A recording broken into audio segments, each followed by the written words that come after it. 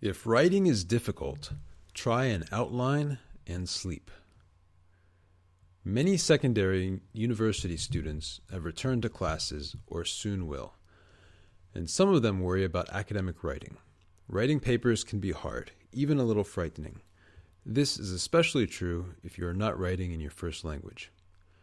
Marianne Allison is a professor in the Journalism, Media Studies, and Public Relations Department at Hofstra University in New York. She is also a poet and a writer. She says starting a paper is often the most difficult part of writing for school. If you have any choice at all for your topic, do something that you're really interested in, because the more you're interested in it, naturally, the better you'll write and the easier it'll be, says Allison. Her next piece of advice is this. Once you've decided on something, another consideration would be how much information you can find. So often if I'm starting something, I'm considering a topic, I do 10, 15 minutes worth of looking at information to see if there's enough for me to be able to easily research and write what I want to write.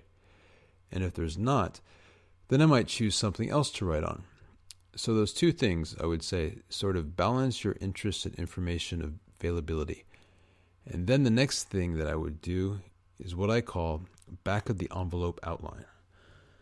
Back of the envelope outline is when I sit down, maybe not at my desk, not at my computer, maybe even at a cafe or with a cup of coffee, and I just kind of think about it. And I think about the topic like, what would I say to a friend?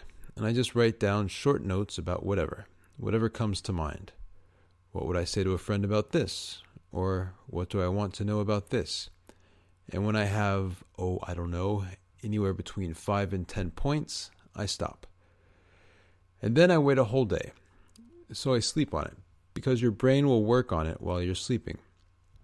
And then I take those notes and I make an outline. And then I take the outline and again check how much information is there. Is there easy information on all these points? And if the signals are all yes, then I might start writing. It's preparation, but it's also letting your unconscious do a lot of work for you. Because if you sit down and try to write it right now, you don't give your unconscious any time to organize things or to bring together other ideas. Allison finishes by saying, so do some research, which gives your subconscious something to think about. Then let it rest for a night. You'll often find that it's much easier to start writing the next day. Also, the more rested you are, the better it will be.